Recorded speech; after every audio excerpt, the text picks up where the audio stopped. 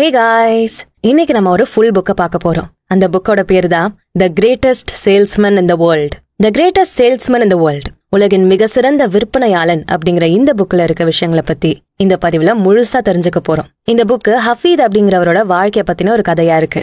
இவர் ஒரு சாதாரண நிலையில இருந்து எப்படி சிறந்த விற்பனையாளரா மாறினாரு, எப்படி ஒரு பெரிய செல்வந்தரா இருந்தாரு, அவரோட வாழ்க்கை பயணம் என்ன மாதிரி இருந்தது, அவரோட வெற்றிக்கான ரகசியமா அவர் எதை நினைக்கிறாரு, இதெல்லாம் நம்ம தெளிவா புரிஞ்சுக்கிற மாதிரி ஒரு கதை வடிவத்துல இருக்கும். இந்த புக்ல முக்கியமான 10 விஷயங்களை பத்தி சொல்லப்பட்டிருக்கு. அவரோட வாழ்க்கை நெறிமுறைகளை எப்படி மாத்தி அமைக்க அந்த 10 விஷயம் அவருக்கு உதவியா இருந்தது. அதன் மூலமா எப்படி அவர் ஒரு வெற்றியாளரா தான் மாத்திக்கிட்டாரு, இதெல்லாம் தெளிவா புரிய வைக்கிற மாதிரி ரொம்ப எளிமையா சொல்லப்பட்டிருக்கு இந்த புக்ல. இதுல இருக்க உரையாடல்கள் ரொம்ப பவர்ஃபுல்லான, கருத்துக்கள் ரொம்ப சிம்பிளா சொல்ற மாதிரி இருக்கும். வெறும் நிகழ்வுகளா இல்லாம அந்த கதையில வர எல்லா சம்பவங்களும் அதை விவரிக்கிற விதமும் நம்ம வாழ்க்கைக்கு பயனுள்ள விஷயங்களை பத்தி தெரிஞ்சுக்கிற மாதிரி தான் எழுதப்பட்டிருக்கு. கண்டிப்பா உங்க புக் ஷெல்ஃப்ல இருக்க வேண்டிய ஒரு முக்கியமான புத்தகமா இது இருக்கும்.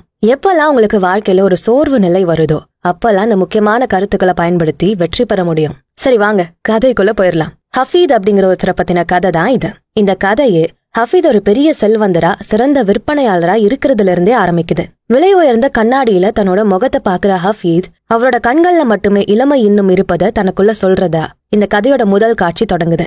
இது ஹஃபீதோட வயது பத்தி நம்மளுக்கு தெளிவா சொல்ற விதமா இருக்கு. அவரோட வீடு, அதுல இருக்க பெரிய ஆடம்பரமான பொருட்கள், விலை உயர்ந்த கற்கள் பதிச்ச வேலைப்பாடுள்ள தூண்களும், வெள்ளி, தங்கம், தந்தம் இவற்றால செய்யப்பட்ட பொருட்களும் நிறைஞ்சிருக்கு. எதை பாக்குறது எதை விடுறதுன்னு தெரியாத அளவுக்கு எங்க பார்த்தாலும் எல்லாத்துலயும் அவரோட அதிகமான செல்வம் கொட்டி கிடக்கு. பூந்தொட்டியில இருந்து சின்ன சின்ன வண்ண பெட்டிகள் வரைக்கும் எல்லாத்துலயும் அவரோட அதிகமான செல்வத்தை பார்க்க முடியுது. அவர் வீட்டை எட்டி பார்த்தா கூட போதும், அவரோட அளவில்லாத செல்வம் எல்லா இடத்துலயும் நிறைஞ்சிருக்கிறத ரொம்ப நல்லாவே தெரிஞ்சுக்க முடியும். அவர் வீட்டுக்கு பின்னாடி இருக்க பெரிய அழகான தோட்டத்தை கடந்து இருக்க பெரிய பொருட்கள் வைக்கிற கிடங்கொன்னு இருக்கு. அவரோட புத்தக காப்பாளரா இருக்க இராஸ்மஸ் அந்த கிடங்கோட வாசல்ல எதிர்பாராத விதமா அங்க வந்து ஹஃபீத பாக்குறாரு. எப்போ இல்லாத ஒன்னா இந்த இடத்துக்கு ஏன் வர சொன்னார்னு புரிஞ்சுக்க முடியாம ஒரு குழப்பத்தோட எராஸ்மஸ் ஹஃபீத பின்தொடர்ந்து போறாரு. வண்டிகள்ல இருந்து விலையுயர்ந்த சரக்குகள் இறக்கி வைக்கப்படுறத ஹஃபீத் பாக்குறாரு. அங்க பலவிதமான பொருட்கள் கொட்டி கிடக்கிறத பார்க்க முடியும். ஏசியால இருந்து வந்த விலையுயர்ந்த கம்பளிகள், தேனு, எண்ணெய், தரை விரிப்புகள், காகிதங்கள், அவரோட சொந்த நாட்டுல இருக்க விலை உயர்வான பாதாம், அத்திப்பழம், கண்ணாடி பொருட்கள், ரோம் நாட்டுல இருக்க ஓவியங்கள், கிரீஸ் நாட்டு சிலைகள், இந்த மாதிரி நிறைய விலையுயர்ந்த பொக்கிஷங்களும் பொருட்களும் நிறைஞ்சிருந்தது அந்த கிடங்குல. இனிப்பான பிளம் பழங்களும், ஆப்பிள், இஞ்சி, சீஸ்னு விதவிதமான வாசனை அந்த கிடங்கு முழுவதுமா நிரம்பி இருந்தது. ஹஃபீத் எராஸ்மஸ் கிட்ட நம்மகிட்ட இருக்க பொருட்களோட மதிப்பு எவ்வளவு இருக்குன்னு கேக்குறாரு. அதுக்கு எராஸ்மஸ் இது வரைக்கும் அதை முழுசா கணக்கீடு செய்யல, இருந்தாலும் ஒரு குறைஞ்சபட்சம் 7 மில்லியனுக்கும் அதிகமான மதிப்புள்ள பொருட்கள் அங்க இருக்க வாய்ப்பு இருப்பதா சொல்றாரு. இதெல்லாம் தங்கத்தின் மதிப்புல மாத்தினா எவ்வளவு இருக்கும்னு ஹஃபீத் கேட்க, அதுக்கு எராஸ்மஸ் இன்னும் நம்ம கிடங்கோட மொத்த கணக்குகள் முடியவே இல்ல, ஆனா இன்னும் 3 மில்லியனுக்கும் அதிகமான பொருட்கள் வர வாய்ப்பு இருக்கும், அதனால மொத்தமா 10 மில்லியன் தங்கத்துக்கு மதிப்புள்ள பொருட்கள் நம்மகிட்ட இருக்கலாம் அப்படின்னு சொல்றாரு. அத பொறுமையா கேட்ட ஹஃபீத் உடனே இனிமே எந்த பொருளும் வாங்க வேண்டாம், இங்க இருக்க எல்லாத்தையும் எப்படியாவது விற்பனை செஞ்சு அதெல்லாமே தங்கமா மாத்தி வைக்க உத்தரவு போடுறாரு. இத கேட்டு திகைப்படைஞ்ச எராஸ்மஸ் அவரோட முதலாளி கிட்ட இந்த வருஷம் நமக்கு இன்னும் பெரிய பொருட்கள்லாம் வர வேண்டியிருக்கும், அதனால வர லாபமும் அதிகமாகும், அது மட்டும் இல்லாம புது நாட்டுல இருந்து பல விலையுயர்ந்த பொருட்கள் இன்னும் வர வேண்டி இருக்கிறதா சொல்றாரு. ஹஃபீதோட உத்தரவு மீறி பேசுறதுக்கு மன்னிப்பு கேட்டு இந்த முடிவு தனக்கு குழப்பத்தை ஏற்படுத்துறதா எராஸ்மஸ் சொல்றாரு. அதை கேட்ட ஹஃபீத் ஒரு சின்ன சிரிப்போட எராஸ்மஸோட கைகளை பிடிச்சுக்கிட்டு, பல வருஷத்துக்கு முன்னாடி முதல்ல இந்த வேலைக்கு நீ வந்தப்ப நான் உனக்கு சொன்னது ஞாபகம் இருக்கா அப்படின்னு கேட்பாரு. எராஸ்மஸ் நல்லாவே ஞாபகம் இருக்கு, ஒவ்வொரு வருஷமும் நமக்கு வர லாபத்துல இருந்து ஒரு பாதி எடுத்து ஏழைகளுக்கு இல்ல உதவி தேவைப்படுற நபர்களுக்கு கொடுக்கணும் அப்படின்னு சொல்றாரு. அதுக்கு ஹஃபீத் தன்னோட அந்த முடிவு முட்டாள்தனமா தெரிஞ்சாலும் ஒரு உதவியாளரா எராஸ்மஸ் இன்னும் கொஞ்ச நாள் இந்த முடிவை நம்பி செயல்படணும். அது மட்டும் இல்லாம அவரோட லீஷா அவரை விட்டு போன பின்னாடி இதுவரைக்கும் அவர் வாழ்ந்த சந்தோஷமான வாழ்க்கைக்கு ஒரு மரியாதை செலுத்துற விதமா அவர்கிட்ட இருக்க செல்வத்தெல்லாம் அந்த நகரத்துல இல்லாத மக்கள் கிட்ட கொடுக்கணும். அது மட்டும் இல்லாம தன்னோட பல நாட்டுல இருக்க எம்போரியம்ல வேலை செய்யற மேலாளர்களோட விசுவாசத்தை பாராட்டி 5000 மதிப்புள்ள தங்கத்தை பரிசா கொடுக்க முடிவு செஞ்சிருப்பதா சொல்லுவாரு. எராஸ்மஸுக்கு அவரோட முடிவுகள் இன்னும் குழப்பத்தையும் ஆச்சரியத்தையும் கொடுத்தாலும் தைரியத்தை வர வச்சு, ஏன் வாழ்க்கையோட இறுதி நாட்கள்ல இருக்க மனிதர் மாதிரி இப்படி ஒரு முடிவெடுக்கிறீங்கன்னு கேட்பாரு. இப்ப கூட எராஸ்மஸ் தன்னை பத்தி கவலைப்படாம இருப்பது அவரோட சிறப்பான குணத்தை காட்டுறதா ஹஃபீத் பெருமைப்படுவாரு. இருந்தாலும் இவ்வளவு வருஷம் உங்களோட இருந்து புதுசா நான் எப்படி என்ன பத்தி யோசிக்க முடியும்னு எராஸ்மஸ் ஹஃபீத் கிட்ட சொல்லுவாரு. உடனே ஹஃபீத் எந்த மறுப்பும் சொல்லாம உடனே ஒரு 50,000 மதிப்புள்ள தங்கத்தை எராஸ்மஸ் பேர்ல மாத்தணும் அதோட ஹஃபீதோட கடமைகள் அவர் சரியா முடிக்கிற வரைக்கும் அவர் கூட இருக்கணும்னு, அவரோட லீஷா கிட்ட அவர் போன பிறகு அவரோட மாளிகையும் அந்த கிடங்கையும் எராஸ்மஸ் தான் பாதுகாக்கணும்னு சொல்லுவாரு. ஹஃபீதோட பேச்ச மறுக்கிற எராஸ்மஸ் இதுக்கெல்லாம் அவர் தகுதியானவரா இல்லன்னு சொல்லுவாரு. பல நாட்கள் தன்னோட கூட இருந்த எராஸ்மஸோட நட்பு தான் அவருக்கு கிடைச்ச பெரிய சொத்தா நினைக்கிறதாவும், இந்த பரிசுகள் அதுக்கு கொஞ்சம் கூட ஈடா இருக்க முடியாதுன்னு சொல்லுவாரு ஹஃபீத். ஹஃபீதோட நேரம் கம்மியா இருக்கிறதால அவர் சொல்ற எல்லாத்தையும் ரொம்ப சீக்கிரம் நிறைவேற்றணும்னு சொல்லுவாரு. இத கேட்ட எராஸ்மஸ் அவரோட கண்ணீரை மறைச்சபடி, இது வரைக்கும் இப்படியெல்லாம் பேசி கேட்டதே இல்லைன்னோ, இன்னும் என்ன கடமை உங்களுக்கு இருக்கு, ஒரு சகோதரனா அவருக்கு அதை பத்தி தெரிஞ்சுக்க உரிமை இருப்பதாவும் சொல்லுவாரு. அந்த நாள் அவர்கிட்ட சொன்ன எல்லாத்தையும் செஞ்சு முடிச்சுட்டு தன்னை வந்து சந்திக்கணும்னு ஹஃபீத் சொல்லுவாரு. 30 வருஷமா அவருக்கும் அவரோட மனைவிக்கும் மட்டுமே தெரிஞ்ச ஒரு ரகசியத்தை எராஸ்மஸ்க்கு சொல்ல போவதாகவும் சொல்லிருப்பாரு. இப்பதான் இந்த கதையோட முக்கியமான கட்டத்தை நோக்கி நம்ம போக போறோம். அந்த ரகசியம் என்ன? அத்தனை பேருக்குமான உரிமை பத்திரங்கள், தங்கம், இதெல்லாத்தையும் எடுத்துக்கிட்டு எல்லா இடத்துக்கும் போய் சேர்ந்தது. அந்த பரிசுகளை வாங்கின எல்லாருக்குமே ஹஃபீதோட இந்த ஓய்வு முடிவுகள் பெரிய அதிர்ச்சியை கொடுத்தது. இதுவரை இருந்த ஒரு பெரிய வர்த்தக சாம்ராஜ்யம் ஒரு முடிவுக்கு வந்தது. எராஸ்மஸோட தூதுவன் மூலமா ஒரு பெரிய கிடங்கு இப்போ ஒண்ணுமே இல்லாத வெறுமிடமா இருக்கிறதா ஒரு செய்தி அனுப்புறாரு. அதை கேட்ட உடனே எராஸ்மஸ் ஹஃபீத் ஒரு பூங்காவில இருக்க ஃபவுண்டன் கிட்ட வந்து உடனே சந்திக்க உத்தரவு கொடுப்பாரு. சோகமான முகத்தோட தன்னை சந்திக்க வந்திருக்கும் தோழனை ஹஃபீத் பளிங்குனால செய்யப்பட்ட ஒரு பெரிய பாதை வழியா கூட்டு போவாரு. அங்கிருந்து ஒரு சின்ன பாதை வழியா அந்த மாளிகையின் கூரைக்கு கீழே ஒரு அறைக்கு போவாங்க. எப்பவும் அங்க பாதுகாப்புக்கு நிக்கிற காவலாளர்கள் இல்லாம அந்த இடம் வெறிச்சோடி இருக்கும். அந்த அறையோட பெரிய மர கதவுகளை ஹஃபீத் தான் கிட்ட இருக்க சாவிய வச்சு திறந்துகிட்டு உள்ள போவாரு. ரொம்ப தயக்கத்தோட 30 வருஷமா யாருமே நுழையாத அந்த அறைக்குள்ள எராஸ்மஸ் மெல்ல காலடி எடுத்து வைக்கிறாரு. அங்க இருந்த கம்மியான வெளிச்சத்துல ஒரே ஒரு மரத்தினால செய்யப்பட்ட அடுக்கு பெட்டி மட்டும் இருக்கிறத எராஸ்மஸ் ஆச்சரியமா பார்த்தாரு. உடனே ஹஃபீத், எராஸ்மஸ், உனக்கு ஆச்சரியமா இல்லையா? ரொம்ப நாள் பாதுகாக்கப்பட்ட இந்த அறைய பத்தி நிறைய விஷயங்கள் கேள்விப்பட்டிருப்ப.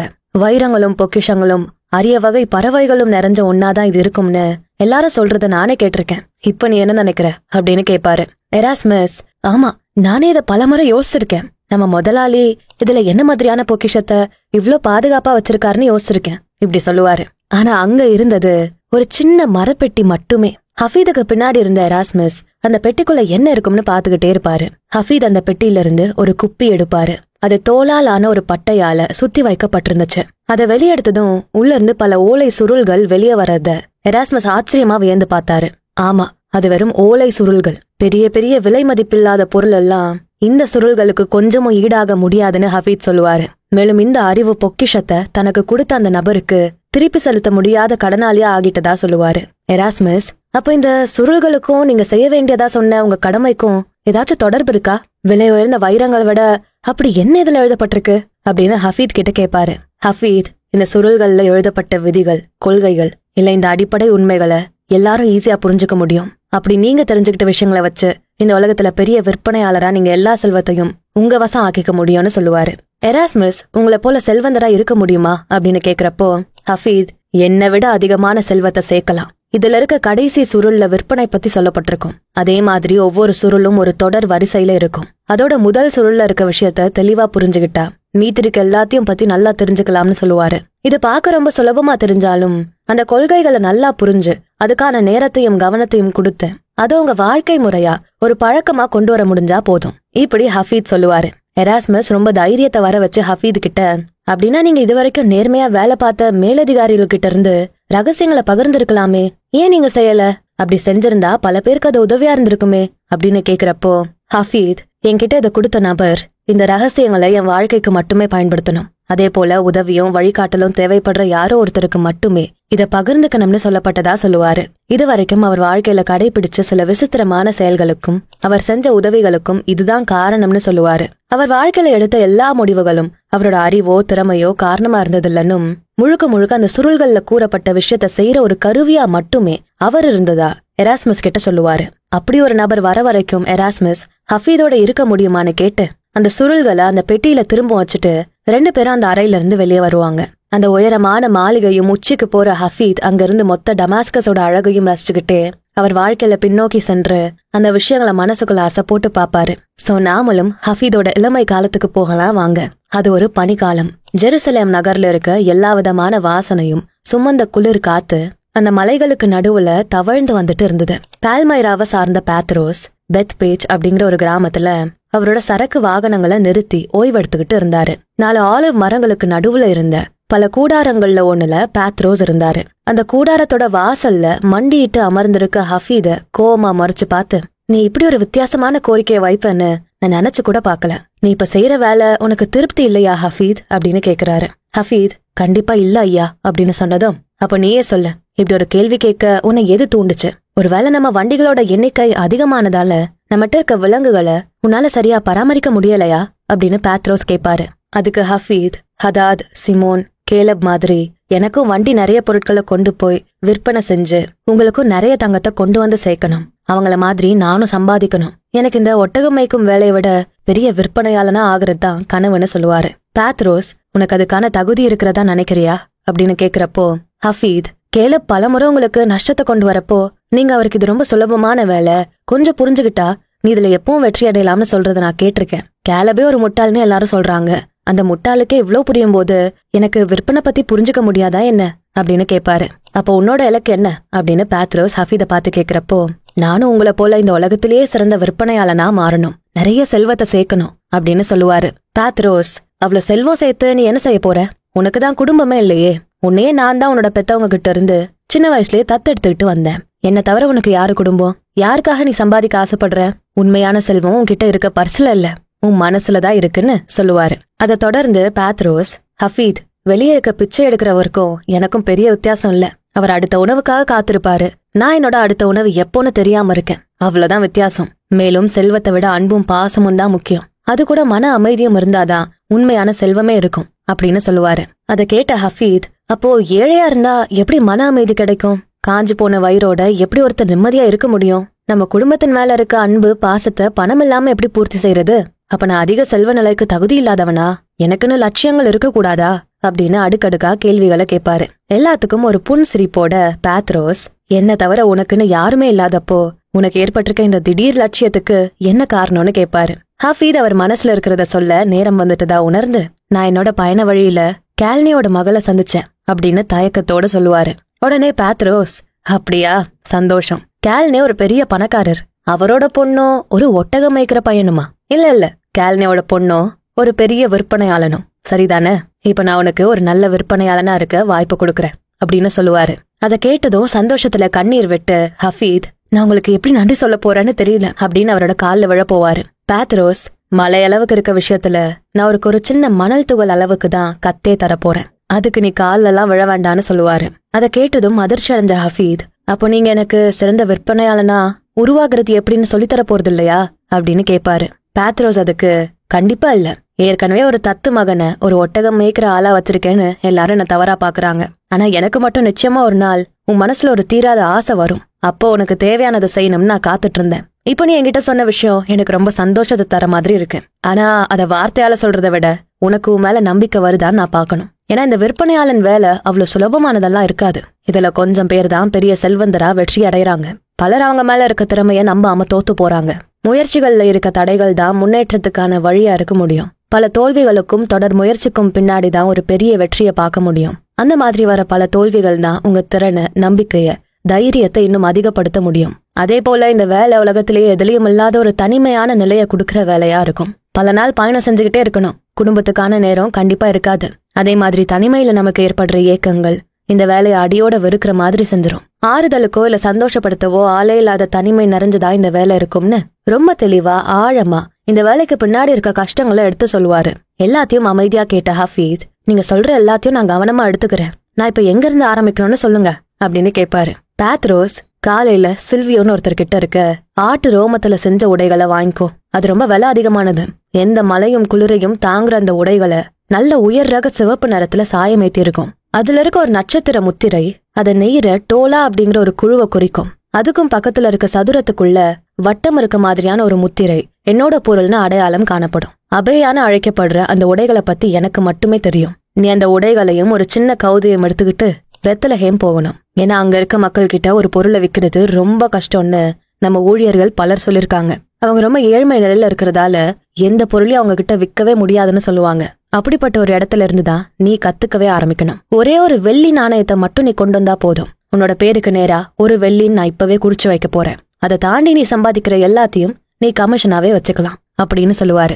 நீ வர வரைக்கும் உன் இடத்துல யாரையும் நான் வைக்க மாட்டேன். அதே போல உனக்கு இந்த வேலை கஷ்டமா இருந்தா அதை சரியா செய்ய முடியாதுன்னு தோணுச்சுன்னா அதுல உன்னோட முயற்சிகளை நீ கைவிட வேண்டாம். திரும்ப திரும்ப உன் முயற்சிகளை செஞ்சு பாக்குறதுல தயக்கம் காட்டாத.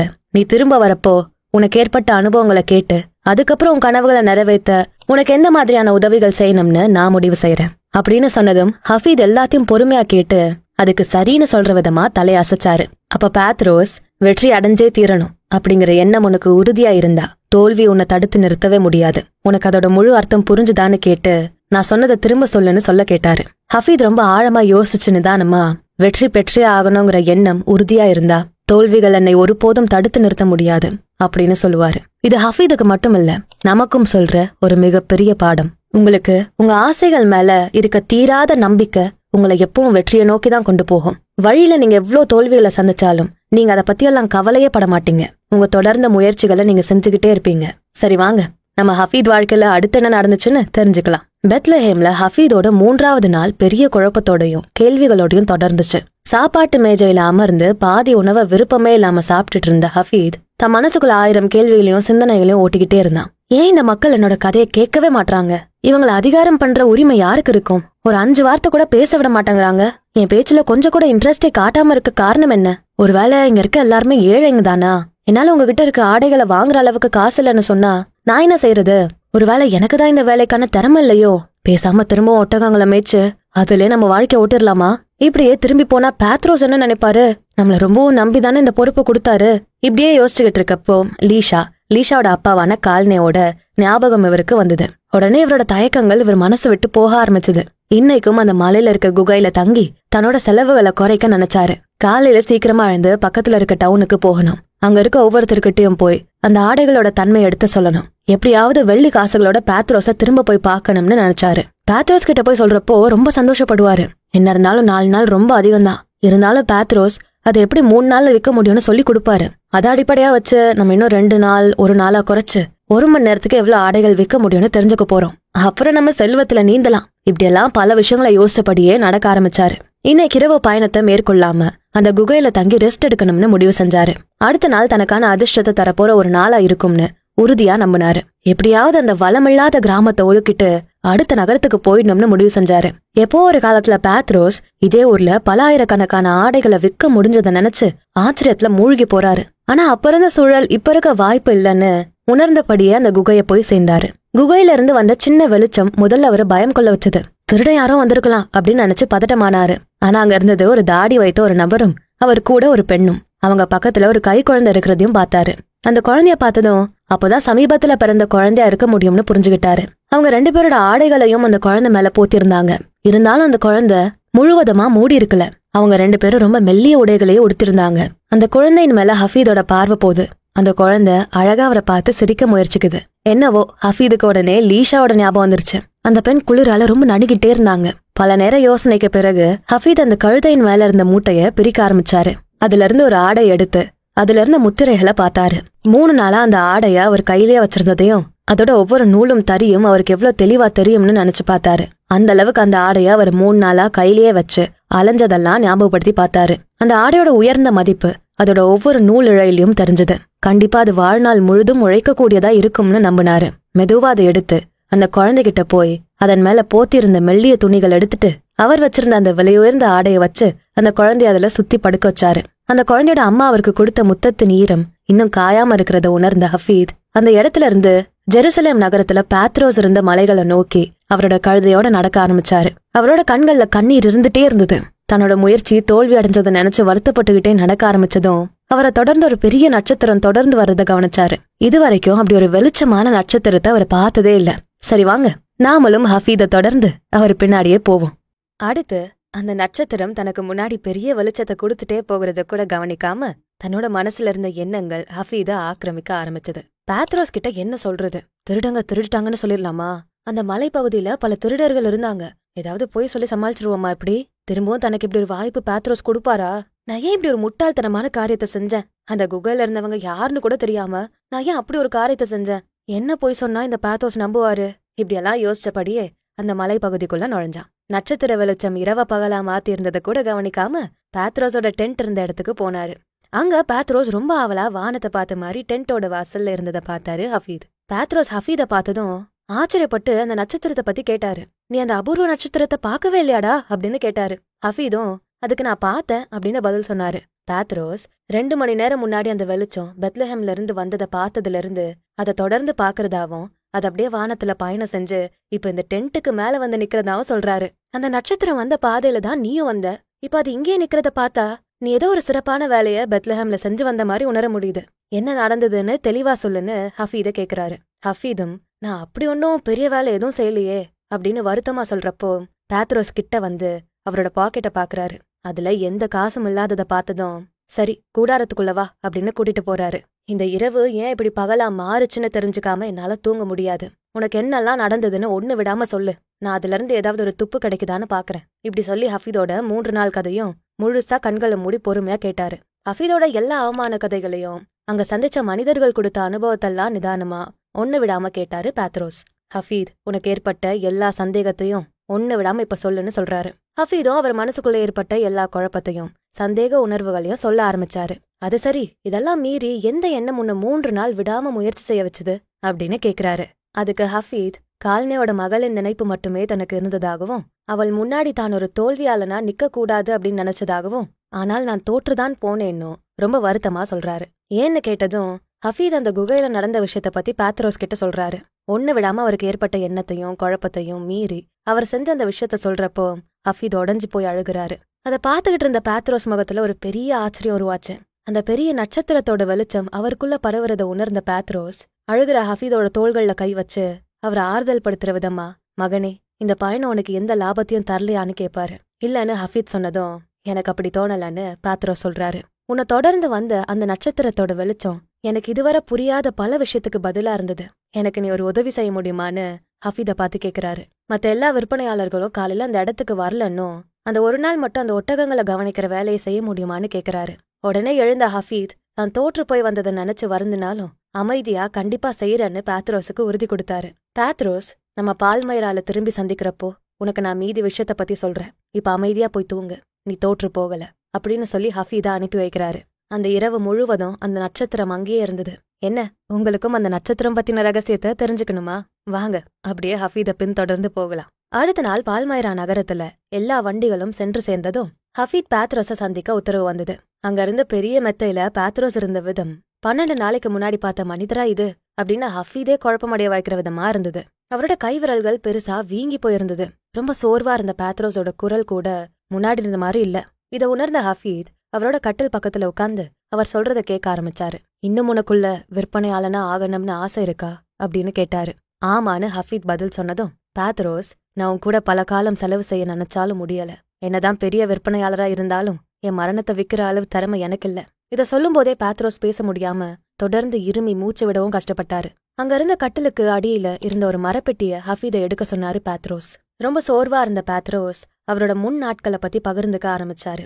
ரொம்ப நாள் முன்னாடி தானும் ஒரு ஒட்டகம் வைக்கிற மனிதனை விட ரொம்ப ஏழ்மையான நிலையில தான் இருந்ததாகவும் அப்போ ஒரு நாள் கிழக்கு பகுதியிலிருந்து வந்த ஒரு பயணிய திருடர்கள் கிட்ட இருந்து காப்பாத்தி அதன் மூலமா குடும்பமே இல்லாம இருந்த அவருக்கு அந்த பையனோட குடும்பத்து கூட வாழற ஒரு வாய்ப்பு கிடைச்சதாவும் அதன் பின்னாடி அவர் வாழ்க்கை எப்படி மாறுச்சுன்னும் ஹஃபீதுக்கு சொல்றாரு. ஒரு நாள் அந்த நபர் பேத்ரோஸ் கிட்ட இருந்து சுருளை கொடுத்துட்டு அதுல முதல் சுருள்ல எப்படி கத்துக்கணும்னு ஒரு ரகசியம் இருக்கிறதாகவும் அதை நல்லா தெரிஞ்சுக்கிட்டு அடுத்தடுத்த ஓலைகள்ல இருக்க விற்பனை பத்தின எல்லா கொள்கைகளையும் வழிகளையும் பின்பற்ற அது உதவியா இருக்கும்னு சொல்றாரு. அடுத்த 1 வருஷம் அந்த சுருள்கள்ல இருந்த எல்லாத்தையும் தெரிஞ்சுக்கிட்டு அதையே அவரோட வாழ்க்கையில தினசரி பழக்கமா கொண்டு வந்ததாகவும் சொல்றாரு பேத்ரோஸ். ஒரு நாள் அந்த நபர் அந்த சுருளையும் அந்த மூடப்பட்ட கடிதத்தையும் கொடுத்து என்னோட வாழ்க்கைய நானே தொடங்கணும்னு சொல்லி அனுப்புனதா. அந்த கடிதத்தை இப்ப படிக்க கூடாதுன்னு சொல்லி அனுப்புனாங்க. எனக்கு ஒரு 50 தங்க கட்டிகளை கொடுத்து இத வச்சு உன் வியாபாரத்தை ஆரம்பிக்கலான்னு சொன்னாங்க. அதே போல நான் என் வியாபாரத்தை அதுல இருந்து தான் தொடங்கினேன். இன்னும் ஒரு முக்கியமான விதி என்னன்னா இதன் மூலமா நான் சம்பாதிக்கிற செல்வத்துல பாதிய ஒவ்வொரு வருஷமும் தானமா கொடுக்கணும். அதே போல தேர்ந்தெடுக்கப்பட்ட ஒரு மனிதனுக்கு மட்டுமே இந்த சுருள்களை நான் கொடுக்க முடியும்னு சொல்லப்பட்டிருந்தது. அந்த சுருள்கள்ல இருந்த எல்லாத்தையும் தெளிவா கத்துக்கிட்டு நான் பெரிய விற்பனையாளனா செல்வமுள்ளவனா மாறினேன். ஆனா அதை அடுத்து ஒப்படைக்க வேண்டிய மனிதன் என் கண்கள்ல படவே இல்ல.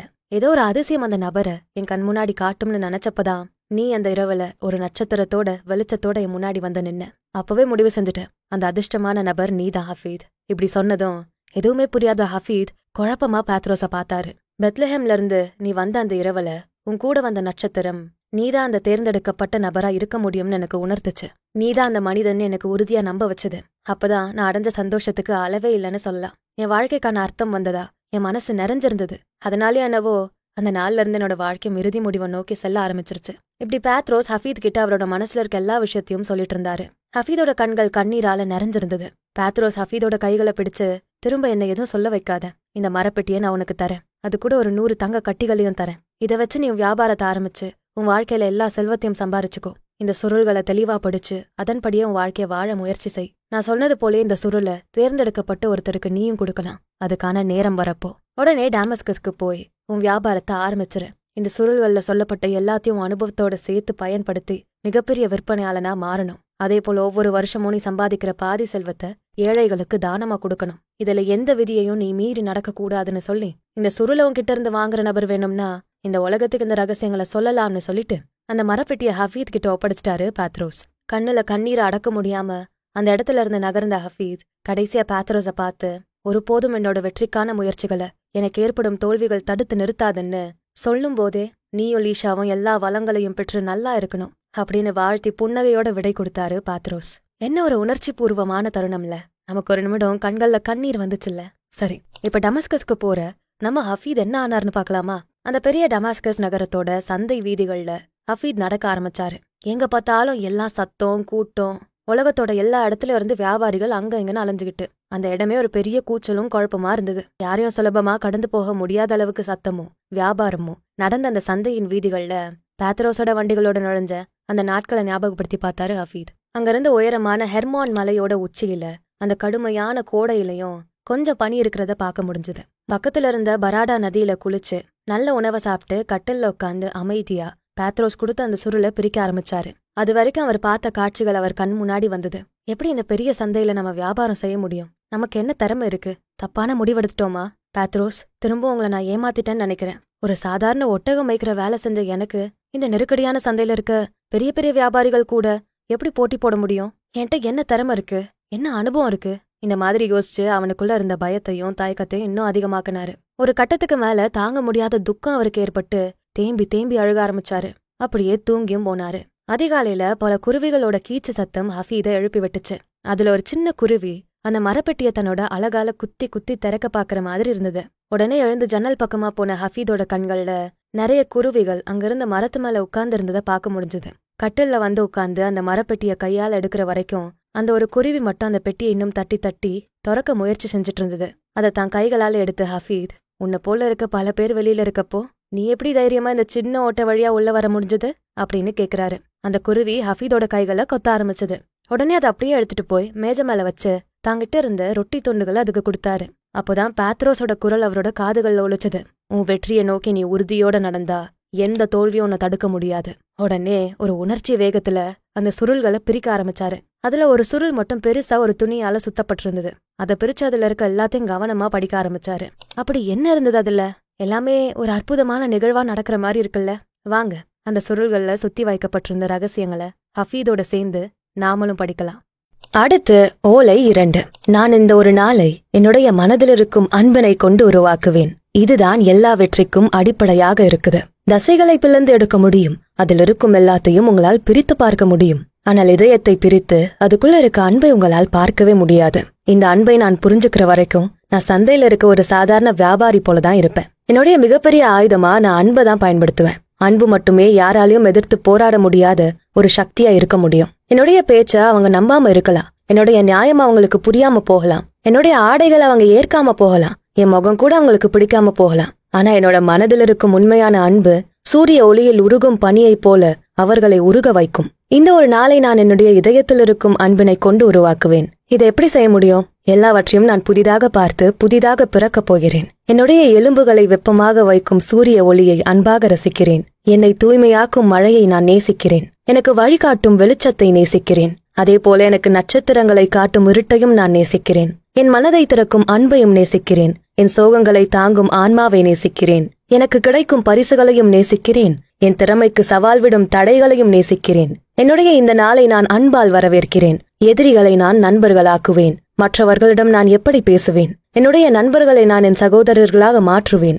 எப்போதும் புகழ்வதற்கு காரணங்களை தேடுவேனே தவிர இன்னொருத்தரை குறை சொல்லும் செயலை செய்ய மாட்டேன். யாரையாவது குற்றம் சொல்ல நேர்ந்தால் என்னுடைய நாக்கை அடக்கிக் கொள்வேன். யாரையாவது பாராட்ட நேர்ந்தால் கூரையின் மேலிருந்து சத்தமாக சொல்லுவேன். இந்த காற்றும் பறவைகளும் கடலும் இயற்கையும் இந்த படைப்பின் தலைவனை இசையால் புகழ்வது போல நானும் இந்த குழந்தைகளுடன் அதே இசையின் மூலம் பேச முடியாதா? இதை என் வாழ்நாள் முழுவதும் ஞாபகம் வைத்துக் கொள்வேன். இந்த அன்பு என் வாழ்வை மாற்றும். நான் எவ்வாறு நடந்து கொள்வேன்? எல்லா மனிதர்களிடம் இருக்கும் மறைக்க வேண்டிய குணங்களை கூட நான் பிரமிப்புடன் நேசிக்கிறேன். அவர்களுடைய இதயத்தை சூழ்ந்துள்ள வெறுப்பையும் சந்தேகத்தையும் உடைத்து, ஏன் அதற்கு பதிலாக ஒரு பாலம் அமைத்து என் அன்பை அதன் வழியாக அவர்களின் ஆன்மாவிற்கு அனுப்புவேன். எனக்கு உத்வேகம் தரும் லட்சியவாதிகளை நேசிக்கிறேன். எனக்கு தோல்வியின் பாடத்தை கற்றுத்தரும் தோல்வியாளர்களை நேசிக்கிறேன். மனிதர்களில் அரசர்களாக இருப்பவர்களை நேசிக்கிறேன். சாந்தமான குணமுள்ள தெய்வ பிறவிகளையும் நேசிக்கிறேன். தனிமையில் இருக்கும் பணக்காரர்களை நேசிக்கிறேன்.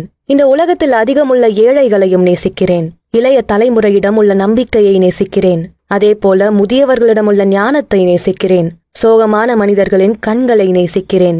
அழகாக இல்லாதவர்களிடமுள்ள அமைதியான ஆன்மாவையும் நேசிக்கிறேன். நான் இந்த நாளை என் அன்பை கொண்டு வரவேற்கிறேன். நான் மற்றவர்களின் செயல்களுக்கு எப்படி எதிர்வினையாற்றுவேன்? அன்பினால். மனிதர்களின் இதயத்தை திறக்க மட்டுமல்ல, வெறுப்பையும் கோபத்தையும் தாங்கும் கவசமாகவும் நான் அன்பை பயன்படுத்துவேன். மற்றவர் தரும் துன்பத்தை இந்த அன்பு கவசத்தினை கொண்டு இனிமையான மழை துளியைப் போல மாற்றுவேன். நான் தனிமையில் இருக்கும்போது இந்த அன்பு என்னை காக்கும். இந்த அன்பை நான் தினமும் பயன்படுத்துவேன். எல்லா நேரங்களிலும் எல்லா இடங்களிலும் இந்த அன்பை நான் பயன்படுத்துவேன். ஒரு நாள் எல்லா விதமான மனிதர்களிடமிருந்தும் இந்த அன்பு என்னை நிலையான கவசமாக காக்கும். அந்த நாள் வரும் வரை நான் பொறுமையாக இருப்பேன். இதை நான் தொடர்ந்து செய்தால் ஒரு நாள் இந்த பிரமிடுகளின் உச்சியில் எனது பெயர் இருக்கும். நான் அன்பை கொண்டு இந்த நாளை வரவேற்கிறேன். நான் வாழ்வில் எதிர்கொள்ளும் நபர்களிடம் எப்படி நடந்து கொள்வேன்? ஒரே ஒரு வழி மட்டுமே என்னிடம் எப்போதும் இருக்கும். அமைதியாக நான் என்னை அறிமுகம் செய்து கொண்டு உங்களை நான் விரும்புகிறேன் என்று மனதிற்குள் சொல்லிக் கொள்வேன். என் மனதிலுள்ள இந்த அன்பு என் கண்களில் வெளிப்படும். என் உதடுகள் சிரிக்கும். என் இதயம் திறக்கும். என்னுடைய பொருட்களை வாங்கும் நபர்கள் இந்த அன்பை ஏற்று என்னிடம் இல்லை என்ற பதிலை கூற மாட்டார்கள். நான் இந்த நாளை அன்பை கொண்டு வரவேற்கிறேன். எல்லாவற்றையும் விட நான் என்னை நேசிக்கிறேன். என் மனதிற்குள் வரும் எல்லா உணர்வுகளையும் நான் ஆர்வத்துடன் வரவேற்கிறேன். என்னுடைய தசைகளின் தீராத ஆசைகளை நான் ஊக்குவிக்க மாட்டேன். என் உடலை நான் தூய்மையாக வைத்துக் கொள்வேன். என் மனது ஒருபோதும் தீய விஷயங்களை நோக்கி ஈர்க்கப்படாது. ஞானத்தை கொண்டு என் அனுபவங்களை வளர்த்துக் கொள்வேன். எப்போதும் நிம்மதியும் திருப்தியையும் உணர்கிறேன். அதற்காக தியானத்தையும் பிரார்த்தனையும் செய்கிறேன். எப்போதும் என் இதயம் அற்பத்தனமாகவும் கடுமையாகவும் இருக்க விரும்ப மாட்டேன். நான் எப்போதும் வளர்ச்சியை நோக்கி நகர்வேன். இந்த உலகத்தையும் நல்ல முறையில் வைத்துக் கொள்வேன். நான் இந்த நாளை அன்பை கொண்டு வரவேற்கிறேன். நான் இந்த ஒட்டுமொத்த மனித குலத்தையே நேசிக்கிறேன். இந்த நொடியிலிருந்து வெறுப்புணர்வு என்னை விட்டு முழுவதுமாக வெளியேறிவிட்டது. இனி நான் அன்பை தவிர வேறு உணர்வை வெளிப்படுத்தவே மாட்டேன். பலவிதமான மனிதர்களின் மத்தியில் ஒரு நல்ல மனிதனாக இருக்க விரும்புகிறேன். அன்பை கொண்டு நான் நல்ல விற்பனையாளனாக என்னுடைய எல்லா பொருட்களையும் விற்கிறேன். அன்பை தவிர வேறெந்த ஞானமும் திறனும் எனக்கு பலன் கொடுக்க முடியாது. இந்த நாளை நான் அன்பை கொண்டே வரவேற்கிறேன். நான் வெற்றி அடைகிறேன். இந்த இரண்டாவது ஓலை அன்பால எப்படி உங்க சூழலை மாத்துறது அப்படின்னு தெளிவா சொல்ற மாதிரி இருந்தது. நீங்க பேசுற வார்த்தைகள், சந்திக்கும் மனிதர்கள், உங்க எண்ணங்கள், நீங்க சந்திக்கிற பிரச்சனைகள் எல்லாத்தையும் அன்பை வச்சு எப்படி சரி செய்யறதுன்னு உங்களுக்கு சொல்ற விதமா இந்த ஓலையில இருந்த கருத்துக்கள் இருந்துச்சு. நீங்க கண்டிப்பா இதை தொடர்ந்து 30 நாட்களுக்கு படிச்சா உங்க மொத்த வாழ்க்கையும் அன்பாக மாற முடியும். நீங்க உங்க முயற்சியில வெற்றியை மட்டுமே காண முடியும். அடுத்து ஓலை 3. வெற்றி பெறும் வரை நான் நிலையான எண்ணத்துடன் இருப்பேன். இளம் காளைகள் சண்டைக்கு தயாராகும் போது அளிக்கப்படும் பயிற்சியை நான் அறிவேன். அந்த காளை மைதானத்திற்கு கொண்டு வரப்பட்டு அதன் மீது பல அம்புகளும் ஈட்டிகளும் எரியப்படும். ஒவ்வொரு முறை அந்த ஈட்டிகள் எரியப்படும் போதும் அந்த காளைகள் அதன் வலியையும் தாங்கி எவ்வாறு முன்னோக்கி சென்று தாக்க முனைகிறது என்று பார்க்கப்படும். அதை வைத்தே அந்த காளையின் தைரியம் கணக்கில் எடுத்துக் கொள்ளப்படும். அதேபோல நானும் ஒவ்வொரு நாளும் எனக்கு வரும் துன்பங்களை எனக்கான ஒரு பயிற்சியாக நினைத்துக் கொள்வேன். நான் நிலையாக இருந்தால், என் முயற்சிகளில் தொடர்ச்சியான செயல்களை செய்தால், முன்னோக்கி நகர்ந்து கொண்டே இருந்தால் வெற்றியை பெறுவேன். வெற்றி பெறும் வரை நான் நிலையான எண்ணத்துடன் இருப்பேன். இந்த உலகத்திற்கு நான் தோல்வியடைய வரவில்லை. என் நரம்புகளில் தோல்வியின் ரத்தம் ஓடவில்லை. நான் மந்தையில் இருக்கும் ஆடுகளில் ஒன்றாக இல்லை. நான் சிங்கமாக இருக்கிறேன். சிங்கம் எப்போதும் ஆட்டுக்கூட்டத்துடன் இருக்க முடியாது. தோல்வியை நினைத்து புலம்பும், அதை குறை கூறும், அழுது கொண்டும் இருக்கும் ஆட்டுக்கூட்டத்தில் ஒருவனாக நான் ஒருபோதும் இருக்க மாட்டேன். அந்த மாதிரி மனிதர்கள் ஆட்டுக்கூட்டங்களாகவே இருந்து அவர்களின் வாழ்க்கையை கசாப்பு கடைகளுக்கு கொடுக்கட்டும். வெற்றி பெறும் வரை நான் நிலையான எண்ணத்துடன் இருப்பேன். வாழ்க்கையின் இறுதியில் நமக்கு பரிசுகள் கிடைக்கும். அதுவரை என் பயணத்தை தொடருவேன். வாழ்க்கையின் ஆரம்பத்தில் நான் பரிசுகளுக்காக காத்திருக்க மாட்டேன். என்னுடைய வெற்றிக்கான படிகளை நான் எப்போதும் எண்ணிக்கொண்டிருக்க மாட்டேன். 1000 படிகளை கடந்ததும் ஒரு தோல்வி வந்தால் அதன் பின்னால் இருக்கும் வெற்றியை நோக்கி நான் தொடர்ந்து நகர்வேன். வெற்றி எனக்கு எவ்வளவு அருகில் இருக்கின்றது என்பதை மட்டும் உணர்ந்து நான் என் பயணத்தை தொடர்வேன். எப்போதும் என் முயற்சிகளை பயணத்தை நிறுத்தவே மாட்டேன். ஒரு அடி எடுத்து வைத்தால் அடுத்த அடி இன்னும் ஒரு அடி என்று எப்போதும் முன்னோக்கியே சென்று கொண்டிருப்பேன். உண்மையில் ஒரு அடி எடுத்து வைப்பது எப்போதும் கஷ்டமாக இருப்பதில்லை. வெற்றி பெறும் வரை நான் நிலையான எண்ணத்துடன் இருப்பேன். ஒரு மரத்தை சாய்க்க ஒரே ஒரு வெட்டு மட்டும் போதாது. முதல் வெட்டு, 2வது, அடுத்து 3வது. ஒவ்வொரு வெட்டும் எந்த பலனையும் தராதது போலதான் இருக்கும். ஆனால் அது ஏற்படுத்தும் விளைவு அதிகமாக இருக்கும். என்னுடைய இந்த நாளுக்கான முயற்சியை நான் எப்போதும் செய்து கொண்டே இருப்பேன். ஒரு மலையையே கழுவும் ஒரு சின்ன மழை துளியாக, ஒரு பெரிய புலியை கலவரப்படுத்தும் ஒரு சின்ன எறும்பாக, இந்த முழு உலகத்தையே வெளிச்சமாக்கும் ஒரு நட்சத்திரமாக, ஒரு பெரிய பிரமிடை உருவாக்கும் ஒரு அடிமையாக நான் என்னுடைய வெற்றிக்கான கோட்டைக்கு ஒவ்வொரு கல்லையும் விடாமல் எடுத்து வைக்கிறேன். இதை தொடர்ச்சியாக மீண்டும் மீண்டும் செய்யும்போது வெற்றி என் வசப்படும். வெற்றி பெறும் வரை நான் நிலையான எண்ணத்துடன் இருப்பேன். நான் தோல்வியை ஒருபோதும் விரும்ப மாட்டேன். என்னுடைய வார்த்தைகளில் கூட விலகுகிறேன், முடியாது, இயலாது, தோற்பது, நம்பிக்கை இல்லாமல் இருப்பது, மீண்டு வராமல் போவது போன்ற முட்டாள்கள் கூறும் வார்த்தைகள் இருக்காது. நான் விரக்தியை தள்ளி வைக்கிறேன். மீறி வந்தால் என் மனது அதை கண்டுபிடித்து அதை நீக்குவதற்கான வேலையை செய்யும். என்னுடைய பாதங்களில் உள்ள தோல்விகளை பற்றி எண்ணாமல் என்னுடைய தலையின் மேலே இருக்கும் வெற்றியை மட்டுமே என் கண்கள் பார்க்கும். வெற்றி பெறும் வரை நான் நிலையான எண்ணத்துடன் இருப்பேன். பழைய சராசரியான முறைகளை எனக்கு சாதகமாக பயன்படுத்திக் கொள்வேன். ஒவ்வொரு தோல்வியையும் என்னுடைய ஞானத்தின் அளவை கொண்டு வெற்றியாக மாற்றும் அறிவை வளர்த்துக் கொள்வேன். ஒவ்வொரு முகசுழிப்பும் அடுத்த நாள் புன்னகையாக மாறும். ஒவ்வொரு துரதிர்ஷ்டமும் அடுத்த நாள் வரும் அதிர்ஷ்டத்தை குறிக்கும். நான் என்னுடைய ஒரு நாளை எப்போதும் வெற்றியடையவே பயன்படுத்துகிறேன். வெற்றி பெறும் வரை நான் நிலையான எண்ணத்துடன் இருப்பேன். எப்போதும் என் முயற்சியை கைவிடவே மாட்டேன். ஒவ்வொரு தோல்வியும் என் வெற்றிக்கான மாற்று வழியாகவே பார்க்கிறேன். ஒவ்வொரு புயலையும் எதிர்கொண்டு வழியை கண்டுபிடிக்கும் மாலுமியைப் போல நான் தோல்விகளை வைத்து வெற்றியை நோக்கி நகர்கிறேன். வெற்றி பெறும் வரை நான் நிலையான எண்ணத்துடன் இருப்பேன். ஒவ்வொரு நாளும் எப்படி இருந்தாலும் சரி, தோல்வியோ வெற்றியோ, ஒரு சின்ன விற்பனையாவது நான் செய்திருப்பேன். இன்னும் ஒரு அதிகமான விற்பனை செய்வதற்கான நாளாகவே அதை மாற்றுவேன். வெற்றிக்கு தேவையான எல்லா முயற்சிகளையும் நான் தொடர்ந்து செய்வேன். அது தோல்வியடைந்தால் இன்னும் ஒரு முயற்சி, அதுவும் தோல்வியடைந்தால் அடுத்தது. எந்த ஒரு நாளும் தோல்விக்கான நாளாக இருக்க முடியாது. வெற்றி பெறும் வரை நான் நிலையான எண்ணத்துடன் இருப்பேன். நேற்றைய வெற்றியை நான் இன்று கொண்டாடி கொண்டிருக்க மாட்டேன். அதுதான் தோல்விக்கான முதல் படி. நல்ல நாளோ கெட்ட நாளோ அது அன்றைய நாளே முடிவு பெற்றது. அடுத்த நாளை, அந்த காலை சூரியனை நான் புது உற்சாகத்துடனும் நம்பிக்கையுடனும் தொடங்குவேன். என்னுடைய மூச்சு என்னிடம் இருக்கும் வரை நான் வெற்றியை நோக்கி நகரும் முயற்சியில் நிலையாக இருப்பேன். இப்போதைக்கு எனக்கு தெரிந்த அளவில் என் முயற்சிகள் தொடர்ச்சியாக இருந்தால் வெற்றி நிச்சயமாக கிடைக்கும். நான் நிலையாக இருப்பேன். நான் வெற்றியை அடைவேன். இந்த ஓலை கண்டிப்பா நமக்கு வெற்றியை பத்தி ஒரு புது விளக்கத்தை கொடுத்திருக்கு. அதே மாதிரி தோல்விகளை எப்படி கடந்து வர்றது அப்படின்னும் தெளிவா சொல்லிருக்கு. தோல்விகளை பார்த்து குழம்பாம வெற்றிக்கான தொடர் முயற்சிகள்ல நீங்க இருக்க ஒரு பெரிய உத்வேகத்தை இந்த ஓலையில இருக்க வார்த்தைகள் உங்களுக்கு தர உதவியா இருக்கும். அடுத்து ஓலை 4. நான் இயற்கையின் மிகப்பெரிய அதிசயம். என்னுடைய மனதும் இதயமும் கண்களும் காதுகளும் கைகளும் கால்களும் வாயும் இன்னொருத்தருக்கு இருந்ததே இல்லை. நேற்று இருந்தவர்கள் இன்று வாழ்பவர்கள் நாளை வரப்போகிற யாரும் என்னை போன்று நடக்கவோ நிற்கவோ பேசவோ நினைக்கவோ முடியாது. நான் மட்டுமே என்னை போல இருக்கும் ஒரே மனிதன். எல்லா மனிதர்களும் என்னுடைய சகோதரர்களாக இருந்தாலும் நான் அவர்களிடமிருந்து முற்றிலும் வேறுபட்டவன். நான் இயற்கையின் மிகப்பெரிய அதிசயம். நான் விலங்குகளின் ராஜ்யத்தில் ஒருவனாக இருந்தாலும் அந்த பரிசுகள் மட்டுமே எனக்கு போதுமானதாக இருக்காது. காலம் காலமாக எனக்குள்ளே எரிந்து கொண்டிருக்கும் தீயானது என்னை இன்னும் சிறந்த மனிதனாக மாற்றும் தீராத வேட்கையை கொண்டுள்ளது. அந்த தீயை நான் முறைப்படுத்தி என்னுடைய தனித்தன்மையை இந்த உலகத்துக்கு வெளிப்படுத்துவேன். என்னுடைய கையெழுத்தையும் என்னுடைய வெட்டுக்களையும் என்னுடைய தூரிகையின் வீச்சையும் யாருமே நகலெடுக்க முடியாது. என்னைப் போல யாரும் விற்பனை செய்ய முடியாது. ஆகவே இந்த வித்தியாசங்களை நான் முழுவதுமாக பயன்படுத்தி என்னுடைய வியாபாரத்தை அதிகமாக்குவேன். நான் இயற்கையின் மிகப்பெரிய அதிசயம். யாருடைய செயலையும் நான் நகலெடுக்க மாட்டேன். என்னுடைய தனித்தன்மையை நான் காட்ட முயற்சிப்பேன். ஒவ்வொரு விற்பனையாளனும் ஒவ்வொரு சரக்கும் வேறுபட்டது. அதை முழுவதுமாக உணர்ந்து அந்த வித்தியாசத்தை நான் பெருமையாக கருதுவேன். நான் இயற்கையின் மிகப்பெரிய அதிசயம். நான் அரிதானவன். அரிதாக இருப்பதின் மதிப்பு எனக்கு தெரிந்தே இருக்கின்றது. பல காலம் நடந்த பரிணாம வளர்ச்சியின் முடிவு நான்தான். ஆதலால் மனம் உடல் இரண்டிலும் பல தனித்தன்மை கொண்டவனாக எனக்கு முன்னால் இருந்த பல பேரரசர்களை விட சிறந்தவனாக இருக்கின்றேன். என் மூளையின் மிகச்சிறிய அளவையே நான் இப்போது பயன்படுத்துகிறேன். ஒரு சிறு தசை பகுதியை மட்டுமே நான் பயன்படுத்துகிறேன். நேற்றைய நாளை விட இந்த நாளில் நான் இன்னும் அதிக முயற்சிகளை செய்ய முடியும். என்னுடைய நேற்றைய முயற்சிகளில் மூழ்கியிருக்க மாட்டேன். என்னிடம் இருப்பதை விட இன்னும் அதிகமானவற்றை நான் ஈர்க்க முடியும். என் அதிசயங்கள் என்னுடன் அழிந்து போக வேண்டுமா?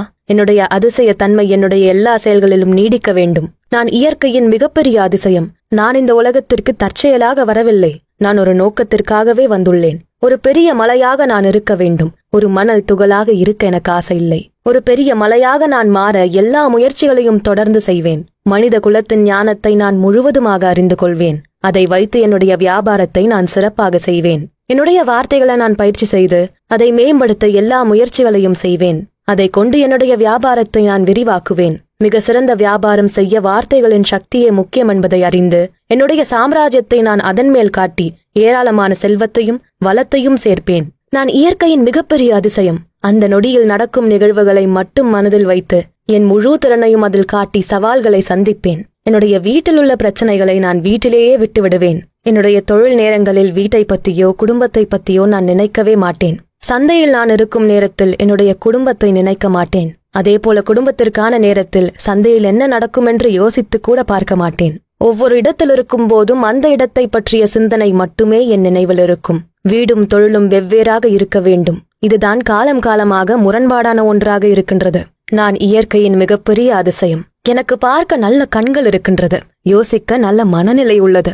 இப்போது எனக்கு வாழ்க்கையின் மிகப்பெரிய ரகசியமும் தெரிந்துவிட்டது. என்னுடைய எல்லா பிரச்சனைகளும் ஏமாற்றங்களும் தோல்விகளும் வலிகளும் மாறுவேடத்தில் இருக்கும் என்னுடைய வெற்றிகள் மட்டுமே. எந்த விலங்கும் எந்த காத்தும் எந்த மழையும் எந்த பாறையும் என்னுடைய துவக்கத்தை கொண்டதாக இல்லை.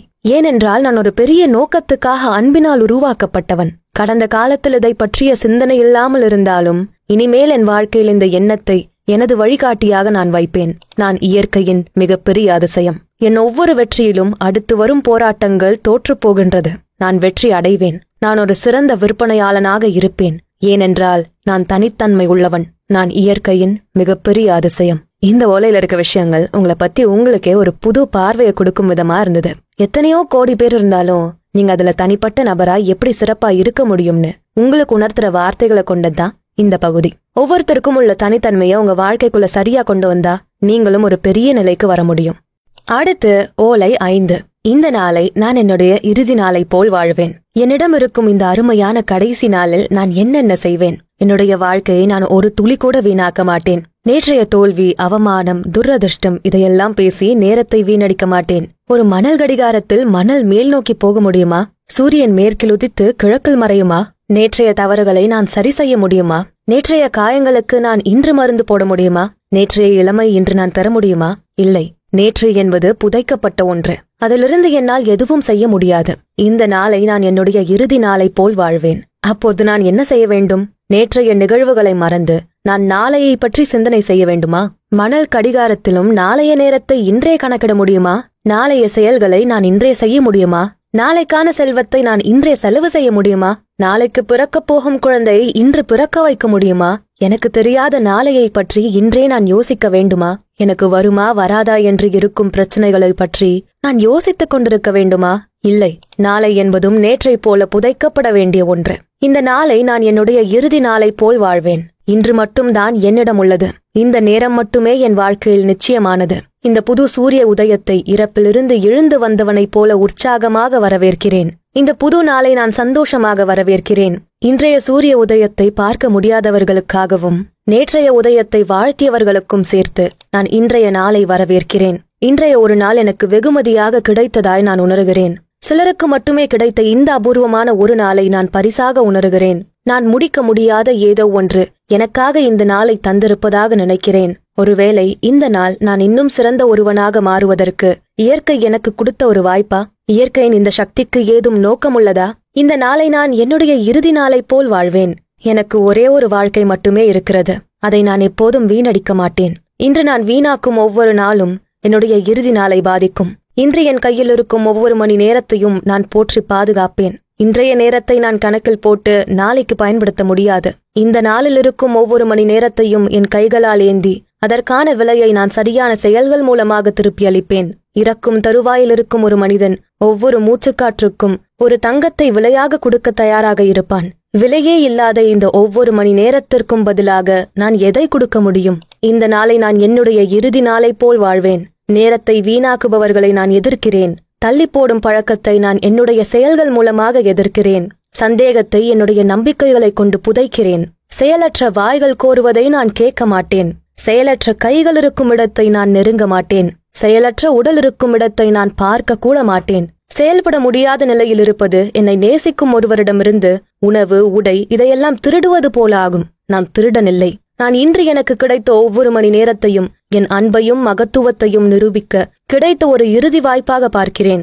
இந்த நாளை நான் என்னுடைய இறுதி நாளைப் போலே வாழ்வேன். இன்றைய கடமைகளை நான் இன்றே முடிப்பேன். என்னுடைய குழந்தையின் இளமை காலத்தை நான் இன்றே ரசிப்பேன். நாளை அவர்கள் என்னுடன் இருப்பது நிச்சயமில்லாத ஒன்று. நானும் நாளை இருப்பேன் என்பதும் நிச்சயமில்லாத ஒன்று. உதவி தேவைப்படும் என் நண்பனுக்கு நான் இன்றே உதவி செய்வேன். நாளை அவன் உதவி வேண்டி வருந்தும் நிலையில் விடமாட்டேன். அந்த வருத்தத்தை கேட்கும் நிலையில் என்னையும் வைத்துக் கொள்ள மாட்டேன். என்னுடைய முழு வேலைக்கான தியானங்களை நான் இன்றே செய்வேன். நாளைக்கு அதை செய்ய முடியாது. இந்த நாளை நான் என்னுடைய இறுதி நாளைப் போல் வாழ்வேன். இன்றுதான் என் இறுதி நாளாக இருந்தால் நான் சிறந்த நினைவு சின்னமாக இருப்பேன். இந்த நாளை என் வாழ்வின் சிறந்த நாளாக மாற்றுவேன். ஒவ்வொரு மணி துளியையும் நான் முழுமையாக பருகுவேன். அதனை ருசித்து அதற்கு நன்றியை சொல்லுவேன். என்னுடைய தசைகளுக்கு வலி ஏற்படும் வரை நான் உழைப்பேன். பின்னர் மீண்டும் தொடர்வேன். நான் இன்னும் அதிகமான பொருட்களை விற்பனை செய்வேன். நேற்றைய நேரத்தை விட இன்று எனக்கு கிடைத்திருக்கும் ஒவ்வொரு மணித்துளியும் மிகவும் சிறப்பானது. என்னுடைய இறுதி நேரம் மிகவும் சிறப்பான ஒன்றாக இருக்க வேண்டும். இந்த நாளை நான் என்னுடைய இறுதி நாளைப் போல் வாழ்வேன். அப்படி இல்லை என்றால் என்னுடைய முழங்காலில் விழுந்து இந்த நாளுக்கு எனது நன்றியை சொல்லுவேன். இந்த பகுதி நீங்க எப்பவும் கடைபிடிக்க வேண்டிய ஒரு விஷயமா மாறணும். உங்களுக்கு கிடைச்ச ஒவ்வொரு நாளையும் நீங்க சிறப்பானதா மாத்தினா உங்க வெற்றிகள் உங்களுக்கு தினம் நடக்கும் ஒரு நிகழ்வா இருக்கும். தேவையில்லாத சோம்பேறித்தனத்தையும் தள்ளி போடும் பழக்கத்தையும் இது நிறுத்த உதவும். நமக்கான நேரம் ரொம்ப அதிகமா இருக்கிறதா நினைக்கிறதாலதான் நம்ம எப்பவும் வெற்றிகள் அடைய ரொம்ப காலம் ஆகுது. அதுவே இன்னைக்கு இருக்க நாள் தான் நம்ம வாழ்க்கையில கடைசி நாள் நினைச்சா உங்க முயற்சிகளை நீங்க நிறுத்தவே மாட்டீங்க. இந்த வார்த்தைகளையும் நீங்க தொடர்ந்து 30 நாட்கள் பழக்கமா மாத்தும் போது உங்க வாழ்க்கையில தோல்விகளும் துக்கங்களும் இல்லாமலே போகும். அடுத்து ஓலை 6. இன்று என் உணர்ச்சிகளுக்கு நானே தலைவனாவேன். கடல் அலைகள் முன்னோக்கியும் பின்னோக்கியும் போகின்றது. கோடை காலமும் குளிர்காலமும் மாறி மாறி வரும். சூரியன் உதித்து பின்பு மறைகிறது. நிலவு பௌர்ணமியாகி பின்பு தேய்கிறது. மலர்கள் மலர்ந்து பின்பு வாடி போகின்றன. விதைகள் புதைக்கப்பட்டு பின்பு அறுவடைக்கு தயாராக ஆகின்றது. இந்த இயற்கை ஒரு சுழற்சி முறையில் இயங்குகின்றது. நானும் இயற்கையின் ஒரே கூரே. என்னுடைய உணர்ச்சிகளும் நிலவை போல வளர்ந்து பின்பு தேய்கின்றது. இன்று என் உணர்ச்சிகளுக்கு நானே தலைவனாவேன். இயற்கையின் ஒரு அறியப்படாத விஷயம் என்னவென்றால், நேற்றைய உணர்ச்சிகள் அழிந்து இன்று புது உணர்ச்சிகளுடன் நான் எழுகிறேன். நேற்றைய மகிழ்ச்சி இன்று சோகமாகலாம். இன்றைய சோகம் நாளை மகிழ்ச்சியாக மாறலாம். என்னுடைய மனதிற்குள் ஒரு சக்கரம் சுழன்று கொண்டே இருக்கின்றது. அதில் சோகம் சுகம் இரண்டும் மாறி மாறி வந்து கொண்டே இருக்கும். ஒரு மலரை போல இன்றைய மலர்ச்சி நாளை வாடிவிடும். ஆனால் இன்றைய வாடிய மலர் நாளை ஒரு விதையாக மாறும் என்பதை நான் தெரிந்து வைத்திருக்கிறேன். அதே போல இன்றைய துக்கம் நாளைய சந்தோஷத்திற்கான ஒரு சாவியாக இருக்கும் என்பதையும் நான் அறிந்தே வைத்துள்ளேன். இன்று என் உணர்ச்சிகளுக்கு நானே தலைவனாவேன். நான் எப்படி என் உணர்ச்சிகளை கட்டுப்படுத்தி அந்த நாளை சிறப்பான நாளாக மாற்ற முடியும்? என் உணர்ச்சிகள் சரியாக இருந்தால் மட்டுமே நான் அந்த நாளை தோல்வியில்லாத நாளாக மாற்ற முடியும். மரங்களும் செடிகளும் இந்த வானிலையை நம்பியே இருக்கின்றது. ஆனால் எனக்கான வானிலையை நானே சுமக்கிறேன். நான் என் வாடிக்கையாளர்களுக்கு அவநம்பிக்கையும் இருளையும் கொடுத்தால் அவற்றையே அவர்களும் உணர்வார்கள். அதே அவர்களுக்கு நான் உற்சாகத்தையும் நம்பிக்கையும் கொடுக்க முடிந்தால் அவற்றையே அவர்களும் உணர்வார்கள். இன்று என் உணர்ச்சிகளுக்கு நானே தலைவனாவேன். எப்படி நான் என்னுடைய ஒவ்வொரு நாளையும் மகிழ்ச்சியாகவும் சிறப்பாகவும் மாற்ற முடியும்? பல காலமாக மறைத்து வைத்திருந்த ஒரு ரகசியம். யாரொருவன் அவனுக்கு ஏற்படும் எண்ணங்களால் அவனது செயலையே தடுக்கிறானோ அவனே கோழையாக இருக்கிறான். எவனொருவன் தன் செயல்கள் மூலமாக தன்னுடைய எண்ணங்களை தடுக்கிறானோ அவனே வலிமை உள்ளவனாக இருக்கிறான். ஒவ்வொரு நாளும் எனக்குள் ஏற்படும் இந்த போராட்டத்தை நான் இந்த வார்த்தைகளை கொண்டு வெல்வேன். எனக்கு ஏற்படும் தோல்வி, சுய பரிதாபம் மற்றும் சோகத்திலிருந்து இது என்னை காக்கும். சோகமாக இருக்கும்போது நான் பாட்டு பாடுவேன். வருத்தமாக இருக்கும்போது நான் சிரித்துக் கொள்வேன். உடல்நிலை சரியில்லாமல் இருந்தால் என் வேலைகளை இன்னும் அதிகமாக்குவேன். பயத்தை உணர்ந்தால் நான் அதில் மூழ்காமல் பார்த்துக் கொள்வேன். என்னை தாழ்வாக நினைக்கும் போது புதிய ஆடைகளை அணிந்து கொள்வேன். ஏழ்மையை உணர்ந்தால் நாளை வரும் செல்வத்தை நினைத்துக் கொள்வேன். தோல்வியை பற்றி யோசித்தால் நேற்று எனக்கு கிடைத்த வெற்றியை நினைத்து பெருமை கொள்வேன். முக்கியமானவனாக உணராத போது என்னுடைய இலக்குகளை நினைத்துக் கொள்வேன். இன்று என் உணர்ச்சிகளுக்கு நானே தலைவனாவேன். தாழ்ந்த நிலையில் இருக்கும் ஒருவரே உயர்ந்த நிலைக்கு போக முடியும். நான் எப்போதும் தாழ்ந்தவனாக இருப்பதில்லை. என்னை வீழ்த்தும் சக்திகளுக்கு எதிரான என் போராட்டம் தொடர்ந்து கொண்டே இருக்கும். புன்னகையுடனும் தோழமையுடனும் என்னை நெருங்கும் சக்திகள் கூட என்னை வீழ்த்த முடியும். அதையெல்லாம் தெரிந்த ஒருவனாக நான் இருக்கிறேன். நான் அதிக நம்பிக்கை கொள்ளும்போது என் தோல்விகளின் நினைவுக்கு வரும். நான் அதிகம் சாப்பிடும்போது பசியுடன் இருந்த நாட்களின் நினைவுக்கு வரும். பெருமையான நிகழ்வுடன் எனக்கு ஏற்பட்ட அவமானங்களும் சேர்ந்தே என் நினைவில் தோன்றும். நான் பெரிய செல்வந்தனாக நினைத்தால் என்னால் இன்று உணவளிக்க முடியாத ஒருவனை நினைத்துக் கொள்வேன். என் திறமை நிகரில்லாத ஒன்றாக நினைத்தால் நட்சத்திரங்களை பார்ப்பேன். இந்த புதிய அறிவினை கொண்டு நான் எல்லாரையும் அவர்களின் மனநிலையை புரிந்து கொள்ள முயல்வேன். இன்றைய கோபம் நாளைய அன்பாக மாறும் என்பதை நான் நன்றாக உணர்ந்து வைத்துள்ளேன். மனதை கட்டுப்படுத்தும் ரகசியம் எனக்கு தெரியும். எந்த ஒரு மனிதனையும் அன்றைய உணர்ச்சிகளின் மூலம் நான் கணிக்க மாட்டேன். இன்று ஒருவன் தங்கம் வாங்கவில்லை என்றால் நாளை அவன் வீட்டையே எனக்கு கொடுக்கும் நிலை வரலாம். இந்த ரகசியத்தை அறிந்த நான் பெரும் செல்வத்தை சேர்க்க முடியும். இன்று என் உணர்ச்சிகளுக்கு நானே தலைவனாவேன். எல்லா மனிதர்களுக்கு ஏற்படும் உணர்ச்சி மாற்றங்களை நான் நன்றாக உணர்வேன். எனக்குள்ளும் அதே மாற்றங்கள் இருக்கின்றது. இதன் மூலம் ஒவ்வொரு நாளும் என்னுள் ஏற்படும் உணர்ச்சிகளை நான் கட்டுப்படுத்தி வைப்பேன். என்னுடைய நேர்மையான எண்ணங்கள் மூலமாக என்னுடைய உணர்ச்சிகளை கட்டுப்படுத்த முடியும். என்னுடைய உணர்ச்சிகள் கட்டுப்பாடாக இருந்தால் என்னுடைய செயல்கள் சிறப்பாக இருக்கும். செயல்கள் சிறப்பாக இருந்தால் என்னுடைய விதியை நான் மாற்றி எழுத முடியும். என்னுடைய இன்றைய விதியை மாற்றி எழுதி நான் உலகத்தின் சிறந்த விற்பனையாளனாக உருவாக முடியும். எனக்கு நானே தலைவனாக இருப்பேன். நான் மகத்தானவன். இந்த பகுதியில உணர்ச்சிகளை எப்படி கட்டுப்பாடா வைக்கிறதுன்னு பார்த்தோம். நம்ம உணர்ச்சிகள் தான் நம்ம செயல்களை கட்டுப்படுத்துது.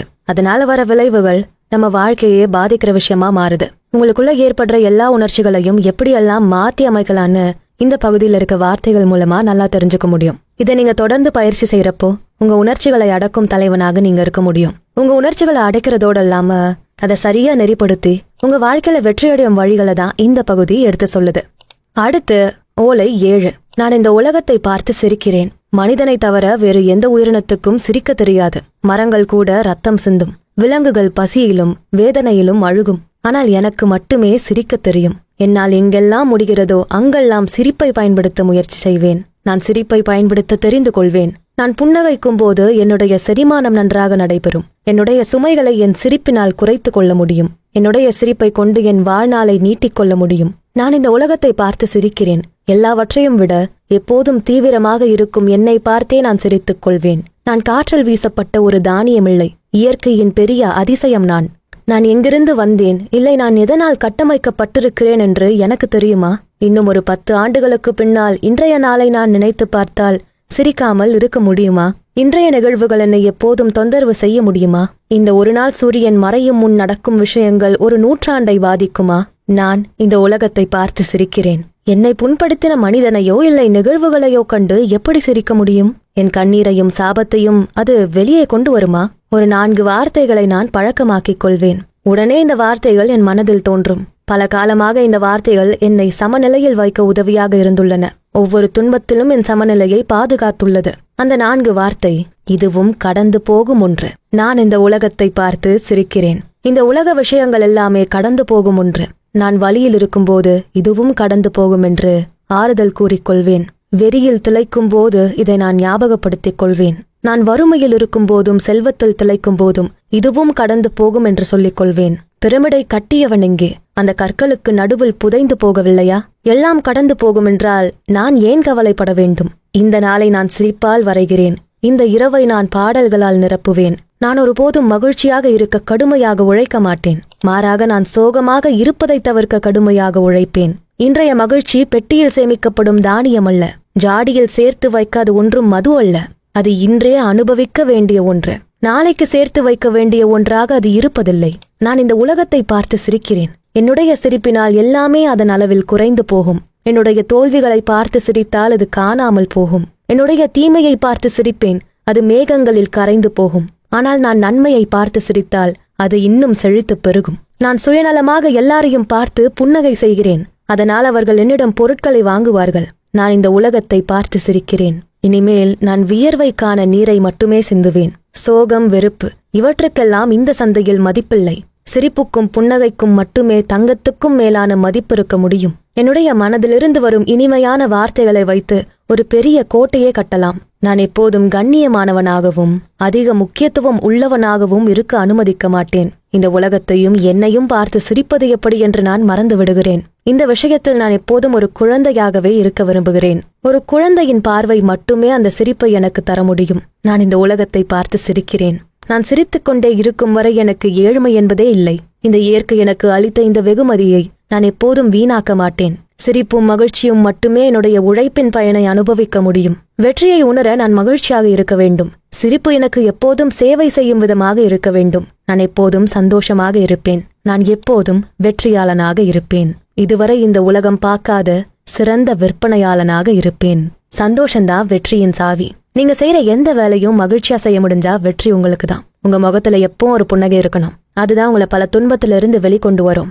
சிரிப்பும் மகிழ்ச்சியும் நிறைந்த ஒருவரின் வாழ்க்கை எப்போதும் வெற்றிகரமான ஒன்னாதான் இருக்க முடியும்.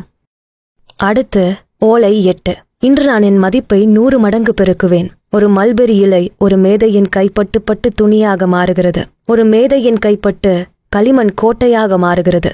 மனித மேதை தன்மையால் ஒரு ஆட்டு ரோமம் அரசனின் ஆடையாக மாறுகின்றது. ஒரு களிமண் ரோமம் இலை மனித கைகள் பட்டு 100 மடங்காக மாறும்போது நான் என் மதிப்பை உயர செய்ய முடியாதா?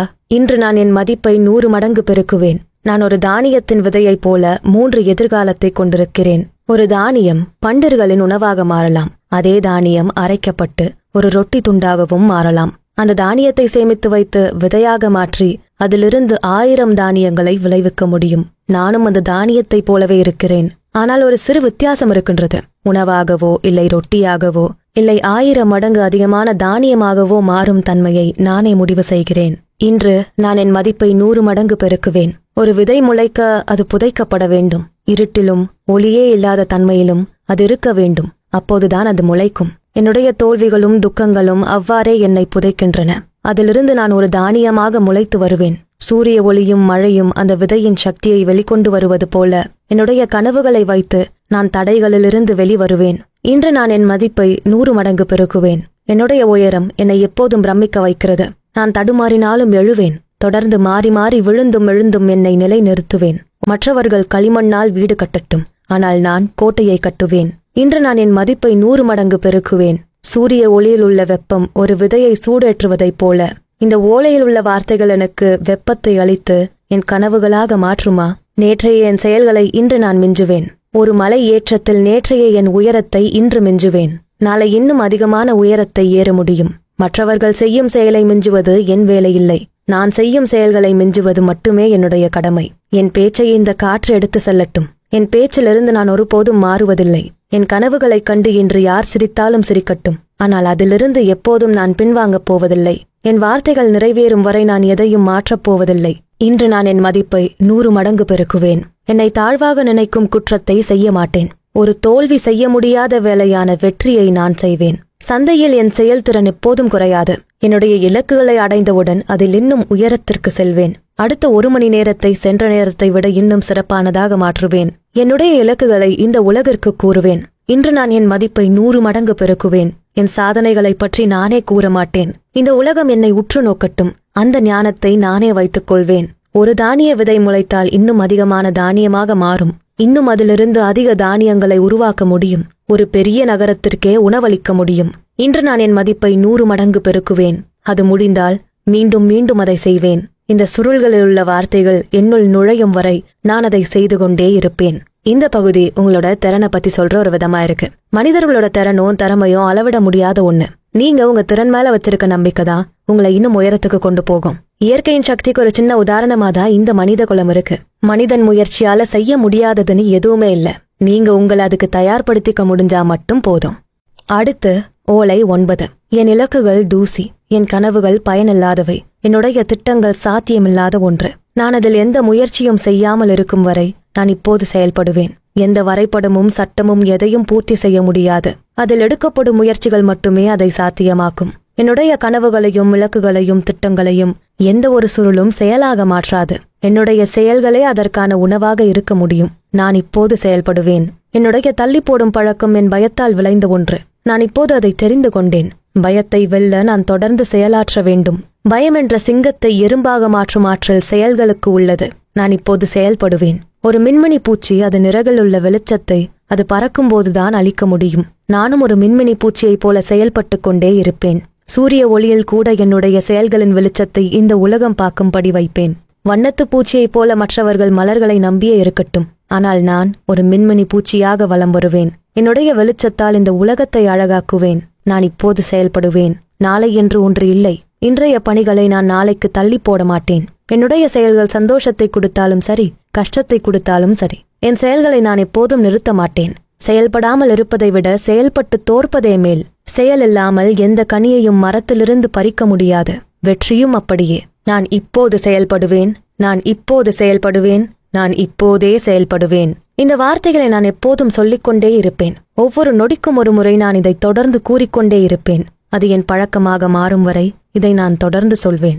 இந்த வார்த்தைகள் மூலமாக என்னுடைய வெற்றிக்கான செயல்களை நான் தொடர்ந்து செய்வேன் என்று உறுதியாக நம்புகிறேன். நான் எழும்போதும் இந்த வார்த்தைகளை சொல்லுவேன். நான் சந்தையில் நுழையும் போதும், எனக்கு தவறான தூண்டுதல்கள் ஏற்படும் போதும் இதை நான் தொடர்ந்து சொல்லிக்கொண்டே இருப்பேன். நான் இப்போது செயல்படுவேன். என் செயல்கள் மட்டுமே என்னை மதிப்புள்ளவனாக மாற்றும். தோல்வி ஓய்வெடுக்கும் போதும் நான் செயல்படுவேன். தோல்வி என்னை அமைதியாக்கும் போதும் நான் பேசிக்கொண்டே இருப்பேன். தோல்வி இது போதும் என்று சொல்லும் போதும் நான் அதை கடந்திருப்பேன். நான் இப்போது செயல்படுவேன். இன்று மட்டுமே என்னிடம் உள்ளது. நாளை என்பது சோம்பேறிகளின் கனவு. நாளைக்கு தீமை நன்மையாக மாறும். நான் அந்த தீமை இல்லை. நாளை என்பது கோழையை வீரனாக மாற்றும். நான் கோழையே இல்லை. சிங்கம் பசிக்கும் போதுதான் உணவு உண்ணும். கழுகு தாகம் எடுக்கும் போதுதான் நீர் அருந்தும். நானும் வெற்றிக்கான பசியில் இருக்கிறேன். மகிழ்ச்சியையும் அமைதியையும் அருந்துகிறேன். நானே எனக்கு ஆணையிடுகிறேன். நானே அதை செயலாக மாற்றுகிறேன். வெற்றி எப்போதும் யாருக்காகவும் காத்திருப்பதில்லை. இன்றே நிச்சயம். இந்த நொடி அவசியம். இதுதான் சிறந்த இடம். நானே சிறந்த மனிதன். நான் இப்போது செயல்படுவேன். இந்த பகுதிதான் மிகப்பெரிய உத்வேகத்தை கொடுக்கிற விதமா இருக்கு. ஏன்னா நம்ம எப்பவுமே ஒத்தி போடும் பழக்கத்தையும் சோம்பேறித்தனத்தையும் விடவே மாட்டேங்கிறோம். எல்லாமே நடக்குங்கிற ஒரு தைரியம் நமக்கு எப்பவும் இருக்கும். ஆனா வெற்றிங்கிறது எப்பவும் செயல்படும் ஒருத்தருக்கு தான் கிடைக்கும். செயல்கள் இல்லைன்னா வெற்றியும் இல்ல, தோல்வியும் இல்ல. உங்க செயல்கள் தான் நீங்க என்னவா இருக்கீங்கிறத தீர்மானிக்குது. அப்ப நீங்க உடனே உங்களுக்கான செயல்ல இறங்கணும். அப்பதான் வெற்றி உங்களை தேடி வரும். அடுத்து ஓலை 10. எந்த ஒரு பேரழிவிலும் மனது உடைந்த தருணத்திலையும் கடவுளை நம்பாத ஒரு மனிதரை பார்த்ததுண்டா? கோவத்திலும் ஆற்றாமையிலும் ஆபத்தான நிலையிலும் கதராத மனிதரோ இல்லை விலங்கோ இருக்குமா? இதை போன்ற ஆபத்தான காலத்திலிருந்து வரும் இந்த உணர்வு எல்லா உயிரினத்திற்கும் எங்கிருந்து உருவானது? இயற்கையின் இந்த அதிசயத்தை புரிந்து கொள்ள எந்த மதமும் தேவையில்லை. உதவி தேவைப்படும் நேரத்தில் எல்லா உயிரும் கடவுளிடம் கையேந்தும் நிலை இருக்கவே செய்கிறது. இந்த பொதுவான உள்ளுணர்வு நமக்கு கிடைத்த ஒரு பரிசா? இந்த கதறல்தான் பிரார்த்தனை. ஒரு பறவையோ ஆடோ மனிதனோ உதவி கேட்டு கதரும் போது அதை கேட்கும் இடத்தில் ஒரு உயர்ந்த சக்தி இருப்பது இயற்கை அல்லவா? ஏதோ ஒரு மகத்தான சக்தி நம் பிரார்த்தனைகளை கேட்கும் என்பதும் அதற்கு பதில் கொடுக்கும் என்பதையும் நாம் நிச்சயமாக உணர்கிறோம். அப்படியென்றால் இனிமேல் நான் பிரார்த்தனை செய்வேன். அழுது உதவி கேட்பேன். ஆனால் எனது அழுகை வழிகாட்டலுக்கான ஒரு அழுகையாக இருக்கும். நான் எப்போதும் அற்ப பொருட்களுக்காக ஆசைப்படுவதில்லை. நான் எந்த சேவகனையும் உணவிற்காக அழைக்கவில்லை. எந்த ஒரு வேலையாலும் எனக்கு தேவையான வசதிகளை கொடுக்க அழைக்கவில்லை. தங்கம், அன்பு, வெற்றி, நல்ல உடல் நலம், புகழ், சந்தோஷம் இதெல்லாம் கேட்கும் ஒரு குரலாக நான் இருக்கவில்லை. நான் கேட்பது வழிகாட்டல் மட்டுமே. இதை எல்லாவற்றையும் எனக்கு தரும் அந்த வழியை காட்டும் ஒரு உதவி மட்டுமே நான் கேட்கும் ஒன்று. எனக்கு வழிகாட்டல் கிடைக்குமா கிடைக்காதா தெரியவில்லை. ஒரு குழந்தை பசிக்காக கேட்கும் ரொட்டி துண்டை எந்த தகப்பனும் கொடுக்காமல் இருந்ததில்லை. நான் ஒரு வழிகாட்டும் குரலை கேட்க விரும்புகிறேன். நான் ஒரு சிறந்த விற்பனையாளனாக இவ்வாறு கேட்பேன். என்னை படைத்தவரே, இன்று நான் வெளியே செல்கிறேன். நான் செல்லும் பாதை எனக்கு தெரியாமல் போகலாம். ஆனால் அந்த பாதை எனக்கு சந்தோஷத்தையும் வெற்றியையும் மட்டுமே தர வேண்டும் என கேட்கிறேன். நான் எப்போதும் தங்கத்தையும் ஆடைகளையும் கேட்கவில்லை. அதை சம்பாதிக்கும் வழிகளை மட்டுமே கேட்கிறேன். பற்களையும் நகத்தையும் வைத்து உணவை தேடிக்கொள்ளும் சக்தியை ஒரு சிங்கத்திற்கும் கழுகிற்கும் கத்துக் கொடுத்துள்ளீர்கள். அவ்வாறே வார்த்தைகளைக் கொண்டு வேட்டையாடவும் அன்பை கொண்டு வளத்தை பெருக்கவும் எனக்கு வழிகாட்டுங்கள். மனிதர்களுக்கு நடுவில் ஒரு சிங்கமாக, சந்தையில் ஒரு கழுகாக இருக்க எனக்கும் கத்துக் கொடுங்கள். தோல்விகளை தாங்கும் மன வலிமையை தாருங்கள். என் இலக்குகளை அடைய தேவையான நேரத்தை கொடுங்கள். அதே சமயம் இன்றே கடைசி நாளாக இருந்தால் அதற்கான முழு உழைப்பை தரும் சக்தியையும் தாருங்கள். வெற்றி தரும் வார்த்தைகளை கற்றுக் கொடுங்கள். அடுத்தவரை குறை சொல்லாத பண்பை கற்றுக் கொடுங்கள். மீண்டும் மீண்டும் முயற்சி செய்யும் நல்ல பழக்கத்தை எனக்கு கற்றுக் கொடுங்கள். வாய்ப்புகளை பார்க்கும் ஆற்றலை எனக்கு கொடுங்கள். என்னுடைய ஆற்றலை அமைதியாக பெருக்கும் பண்பை கற்றுக் கொடுங்கள். தீய பழக்கங்களிலிருந்து வெளியேறி நல்ல பழக்கத்தை என்னுடைய நடைமுறையாக கொண்டு வாருங்கள். எல்லாம் கடந்து போகும் என்று எனக்கு சொல்லுங்கள். அதே சமயம் இன்றைக்கு எனக்கு கிடைத்த நல்லவைகளுக்கு நன்றியோடு இருக்க கற்றுக் கொடுங்கள். அந்நியர்களின் அன்பால் என் மனதை நிரப்புங்கள். ஆனால் இது எல்லாமே உங்கள் விருப்பப்படி நடக்கட்டும். நான் ஒரு பெரிய திராட்சை கொடியில் இருக்கும் ஒரு சிறிய பழம் மட்டுமே. என்னை மற்றவர்களிடமிருந்து வித்தியாசப்படுத்தி காட்டினாலும் எனக்கான ஒரு சிறந்த இடம் இருப்பதை நான் உணர்கிறேன். வழிகாட்டுங்கள், உதவி செய்யுங்கள், எனக்கு ஒரு பாதையை காட்டுங்கள். ஒரு திராட்சை விதையாக நான் இந்த உலகத்தில் விதைக்கப்பட்ட போது எனக்காக நீங்கள் திட்டமிட்ட எல்லாமாக நான் இருக்கிறேன். இந்த பணிவான விற்பனையாளனுக்கு உதவி செய்யுங்கள். கடவுளே, எனக்கு வழிகாட்டுங்கள். இந்த பகுதி எல்லா ஓலையில இருந்த வார்த்தைகளோட தொகுப்பா இருக்கும். நமக்கு மீறின ஒரு பெரிய சக்தி இருக்கு அப்படிங்கறது நம்ம எல்லாரும் நம்புறோம். நமக்கு உதவி தேவைப்படும் போது அது கண்டிப்பா நமக்காக வழிகாட்டும்னு ஒரு நம்பிக்கை எல்லாருக்குள்ளயும் எப்பவும் இருக்கும். உங்க செயல்களை சரியா செஞ்சுட்டு நீங்க ஒரு உதவி கேட்கிறப்போ அது கண்டிப்பா கிடைக்கும். உங்க எல்லா செயல்களுமே ஒரு திட்டத்தோட தான் நடக்குது. அந்த திட்டங்கள் பத்தி உங்களுக்கு முழுசா தெரியணும்னு அவசியம் இல்ல.